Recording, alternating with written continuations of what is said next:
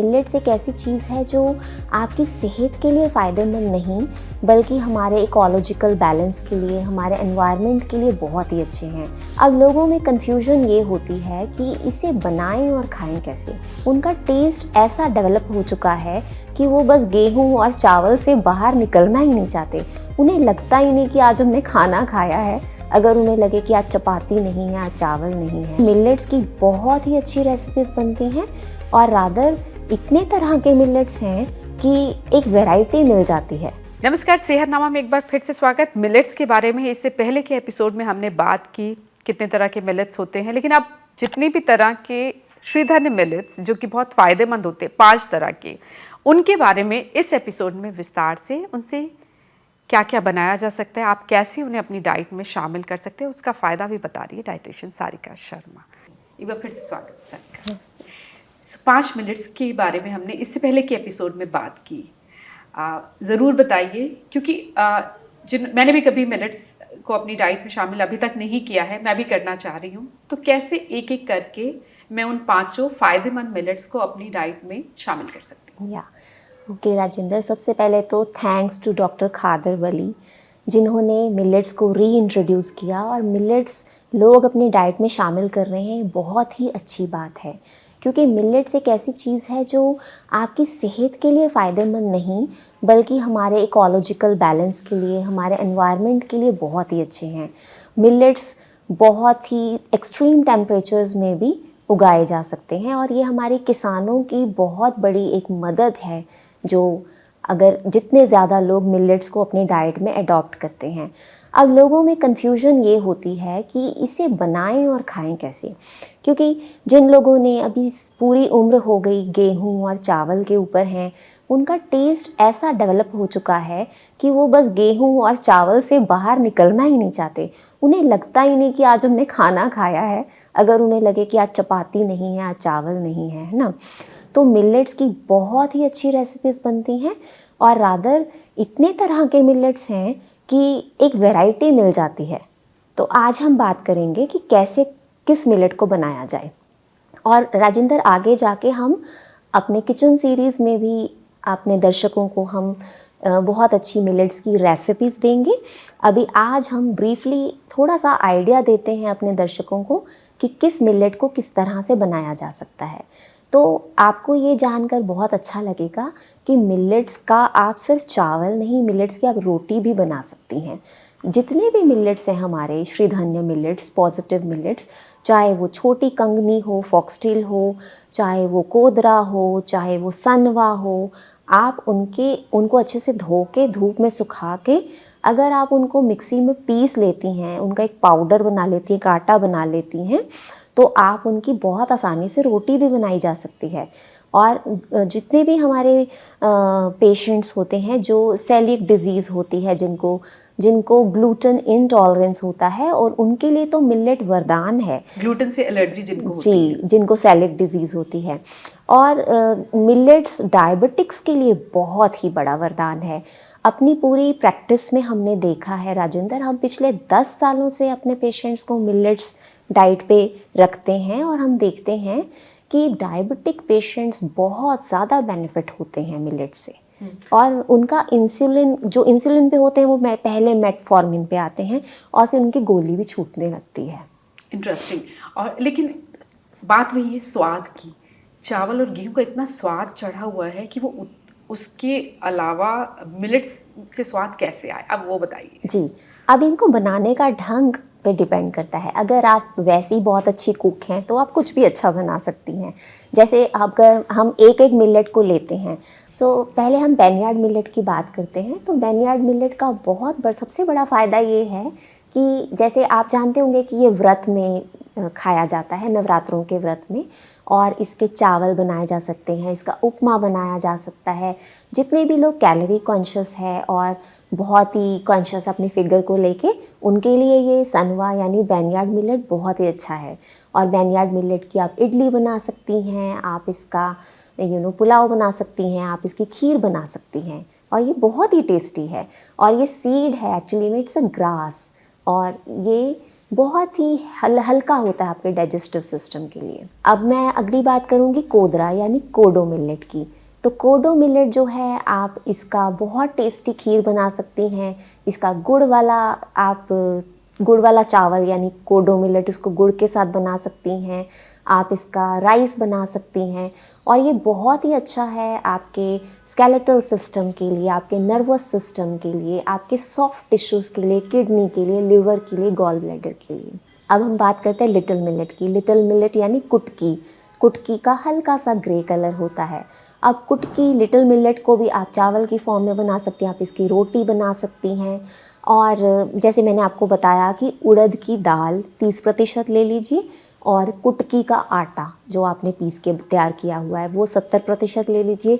आप इसकी रोटी बना सकती हैं। आप इसमें वेजिटेबल्स मिक्स करके इसके परांठा तैयार कर सकती हैं। अब करना कैसे है, इसकी पकड़ लाने के लिए उड़द की दाल लीजिए, उसका आटा लीजिए। उड़द की दाल का आपने आटा बनाना है और उसे आटे में मिक्स कर देना है। तो जब आप इसकी रोटी बनाएंगी तो वो टूटेगी नहीं। कुटकी है ये बहुत अच्छा है लेडीज़ के लिए, उनके रिप्रोडक्टिव सिस्टम के लिए। अगर लेडीज़ में मेंस्ट्रुअल प्रॉब्लम्स हैं, PCOD, PCOS जिनको भी प्रॉब्लम है, उनके लिए लिटिल मिलेट बहुत अच्छा है। अब मैं बात करूँगी फॉक्सटेल मिलेट की। तो फॉक्सटेल मिलेट यानी कि कंगनी। फॉक्सटेल मिलेट का भी सेम है, जैसे आप उसको पुलाव बना सकती हैं, खीर बना सकती हैं, रोटी बना सकती हैं। तो फॉक्सटेल मिलेट एक बहुत ही अच्छा सोर्स है थायमिन का। थायमिन यानी विटामिन B1। और फॉक्सटेल मिलेट बहुत ही अच्छा है प्रेग्नेंट लेडीज़ के लिए, ब्रेस्ट फीडिंग लेडीज़ के लिए। जिन भी लेडीज़ को प्रेगनेंसी में कमज़ोरी लगती है वो फॉक्सटेल मिलेट अपनी डाइट में शामिल कर सकती हैं। तो फॉक्सटेल मिलेट को अपनी डाइट में शामिल करने के लिए आपको वही करना है, इस मिलेट को धोना है, धूप में सुखाना है और आटा बना देना इसका, अगर रोटी खानी है, ठीक है। और उड़द की दाल लीजिए, उड़द की दाल को भी इसी तरह से धो के सुखा के आटा बनाकर रखिए और 70:30 70% आपने फॉक्सटेल मिलेट ले लिया, 30% उड़द की दाल का ले लिया। और उसके बाद आप इसकी चपाती बना सकती हैं और फॉक्सटेल मिलेट को आप चावल की तरह बना सकती हैं, आप इसका उपमा बना सकती हैं। मैं तो इसकी इडली भी बना लेती हूँ। तो हमने ये देखा है कि जितने भी मिलेट्स हैं ये डायबिटिक्स के लिए बहुत ज़्यादा अच्छे हैं और इनमें जो प्रोटीन है वो बायो अवेलेबल होता है। Millets are very high in proteins. Bio available की मतलब ये होता है कि हमारी जो बॉडी है वो बहुत अच्छे से इनको एब्जॉर्ब करती है। और ग्लूटेन फ्री है, नेचुरली सारे मिलेट्स ग्लूटेन फ्री हैं। तो ये हमारे जो सेलिक पेशेंट्स होते हैं जिनको ग्लूटेन एलर्जी होती है उनके लिए बहुत ही अच्छी है मिलेट डाइट। तो अब 5वें मिलेट की अगर हम बात करें तो वो है ब्राउन टॉप मिलेट, जिसे हम हरी कंगनी कहते हैं। हरी कंगनी हम इसलिए कहते हैं क्योंकि इसका नेचुरली हल्का हरा सा रंग होता है। तो ये एक नेचुरल डिटॉक्सिफायर है, बहुत ज़्यादा हाई है आयरन में, अच्छे प्रोटीन में और गुड कॉम्प्लेक्स कार्बोहाइड्रेट्स। तो ये बॉडी को डिटॉक्सिफाई करता है जब भी आप इसे लेते हैं, बिकॉज इसमें फाइबर की मात्रा बहुत अच्छी रहती है। तो नेचुरली ये अपनी बॉडी को डिटॉक्सिफाई करता है। मिलेट्स को अपनी डाइट में शामिल करते हुए कुछ खास बातों का ख्याल रखना चाहिए? सबसे पहले मिलेट्स जब भी इंट्रोड्यूस करें तो जैसे मैंने बताया था कि अम्बली से स्टार्टिंग की जाए। इससे पहले के एपिसोड में वो एपिसोड दर्शक ज़रूर देख सकते हैं। जी, तो सबसे पहले मिलेट्स को जब इंट्रोड्यूस करते हैं तो अम्बली बनाकर इंट्रोड्यूस कीजिए। अम्बली किस तरह से बनानी है ये हमने पिछली एपिसोड में आपको डिटेल में बताया तो वो हुआ है। कितने हफ्ते खानी चाहिए? 1 हफ्ता काफ़ी रहेगा। 1 हफ्ता मतलब हफ्ते में 1 दिन जी खा सकते हैं? तो कितने अगले? इसका कोई नुकसान नहीं है, आपका जब मन करे आप उसे फॉर अ वैरायटी आप बना सकती हैं। और शुरू में अम्बली 1 हफ्ता अपनी डाइट में लें तो अच्छा रहेगा। और फॉक्सटेल मिलेट यानी कंगनी की अम्बली बनाकर खाई जाए तो बहुत अच्छा रहेगा। और जब भी मिलेट्स लें तो जितनी आपकी मुट्ठी है उतनी आप मिलेट्स लीजिए, इससे ज़्यादा नहीं। इससे ज़्यादा दिन नहीं। में एक बार? हाँ, शुरुआत में इतनी ही फॉर 1 मील, ठीक है। एकदम से बहुत ओवरबोर्ड मत हो जाइए मिलेट्स को लेके, क्योंकि हफ्ते में पहले धीरे धीरे ग्रेजुअल स्टार्टिंग करनी चाहिए और उसके बाद फिर बढ़ाई जा सकती है। उसके बाद आप इसे रेगुलरली, जैसे आप अपने चावल रोटी खाते हैं ऐसे अपनी डाइट में आप रेगुलरली शामिल कर सकते हैं। तो उसके मतलब आप इसको रिप्लेस कर सकते हैं गेहूं और चावल से? बिल्कुल, और गेहूं चावल भी आप खा सकते हैं। मतलब हमारा आइडिया क्या है कि सिर्फ गेहूं चावल पे ना रहें, हर चीज़ अपनी डाइट में शामिल करें, क्योंकि हमारे गट में वैरायटी चाहिए, हमें माइक्रोबायोम, डिफरेंट माइक्रोबायोम्स चाहिए। तो आप 5 तरह के मिलेट्स खाइए, आप रागी खाइए, ज्वार खाइए, बाजरा खाइए, गेहूँ भी खाइए आप, और वीट भी, अब जो राइस भी खाइए। न्यूट्रल मिलेट्स हैं उनके बारे में भी बता दीजिए। जी, न्यूट्रल मिलेट्स में हमारा ज्वार, रागी और बाजरा आता है।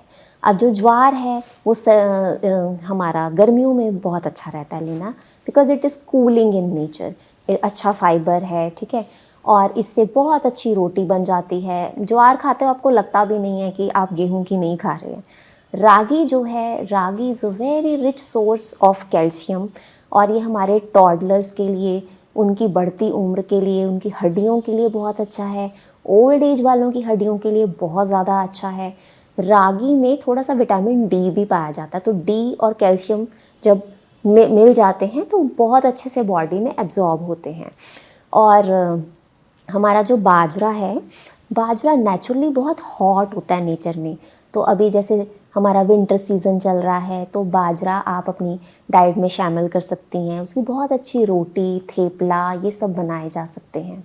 और बहुत सारी रेसिपीज के बारे में, मिलेट्स की रेसिपीज के बारे में भी लड्डू आपसे बहुत बात अच्छे, करेंगे। जी, बाजरा के विस्तार से, लड्डू बहुत अच्छे बनते हैं, वो भी आप कैसे बनाती हैं जी, जरूर दर्शकों को आप बताइएगा। और अगली सीरीज जो होगी वो रेसिपीज की होगी, मिलेट्स की रेसिपीज, अच्छी अच्छी और टेस्टी रेसिपीज की, मिलेट्स का टेस्ट डेवलप हो जाए, वो जरूर हम आपसे बात करेंगे। Thank you so much. जाने से पहले आपने कहा कि बच्चों को भी रागी दी जा सकती है, तो वो बच्चों को कैसे दे सकते हैं? बच्चों का बहुत अच्छा पॉरेज बनाया जा सकता है, जैसे रागी को, जैसे हम दलिया खीर बनाते हैं, पतला पतला बना सकते हैं दूध में मिक्स करके।